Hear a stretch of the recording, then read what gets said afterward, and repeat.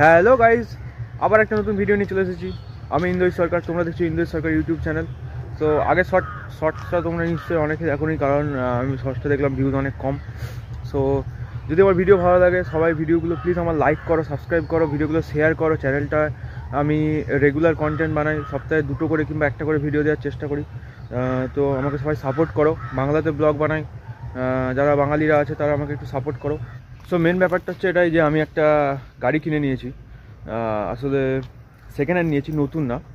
এটা একটা আমার বন্ধুরই গাড়ি, অ্যাক্টিভা 3G। সো বন্ধুর গাড়ি হওয়ার কারণে দামটাও একটু কম পাচ্ছিলাম, তাই জন্য আর আমি গাড়িটা ছাড়লাম না, নিয়ে নিলাম।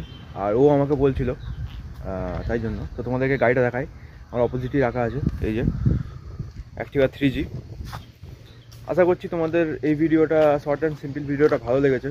তো আমি কয়েকটা ফুড ব্লগেরও প্ল্যান করছি, আর একটা ট্রাভেল ব্লগিংয়েরও আমি প্ল্যান করছি। তো প্রথমে ভিডিও শুরুতে সবাইকে বললাম, যারা যারা বাংলায় কন্টেন্ট দেখতে ভালোবাসো তারা সাপোর্ট করো আমাকে, আমি আরও ভালো ভালো কন্টেন্ট নিয়ে আসবো। আর কমেন্ট বক্সে আমাকে কংগ্রাচুলেশন জানিয়ে দাও অবশ্যই। আর এই গাড়িটা হলো আমি 2 দিন নিয়েছি। আজকে মঙ্গলবার আমি ভিডিওটা শ্যুট করছি, না সরি, আজকে বুধবার আমি ভিডিওটা শ্যুট করছি। আমি নিয়েছি রবিবার, মানে 3 দিন হয়ে গেল আমি গাড়িটা নিয়েছি। সো হ্যাঁ, আমি যেদিন নিই সেদিন আমি শর্টস পোস্ট করেছিলাম, বা শর্টসের ভিউজ কম দেখলাম, হয়তো অনেকে দেখোনি। তো আমি ভাবলাম যে একটা বড় ভিডিও বানাই।